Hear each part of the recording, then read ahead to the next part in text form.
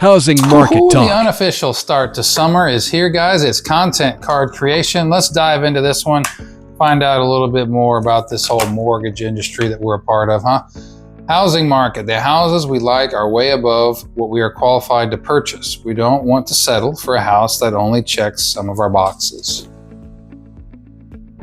Now listen, I certainly understand this sentiment, and there really isn't a world that I live in that I'm going to try to convince you to purchase something that isn't what you want.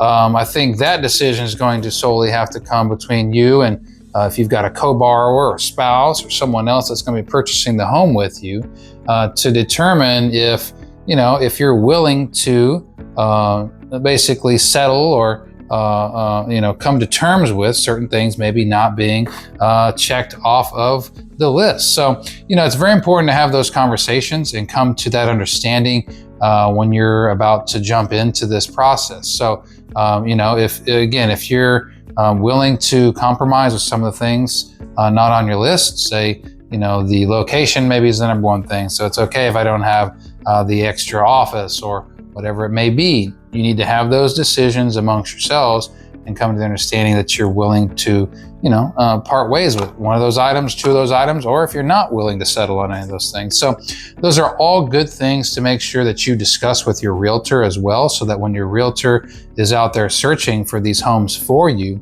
they know exactly what to look for and they know things that are non-negotiable. So make yourself a list of items that are, things that you may be willing to part with, things that you're not willing to part with, and when it comes to buying a home. And understand, especially for first-time home buyers, that this is a home that you're not going to necessarily live in for the rest of your life. You don't have to have this home be your one and only home for the rest of your life. So have that mindset of you don't necessarily have to live there forever. A lot of people buy these starter homes, they build equity, then they sell them, and they use some of the equity from selling that property to buy their next home. So have those discussions, understand what you're getting yourselves into, make sure you're communicating that with your realtor, and have good discussions with your lender on how much money that you're willing to have as a monthly payment. So I hope you've found this insightful. Greg Makos, Trident Home Loans. Hope you have a great day. And again, unofficial summer kickoff is here.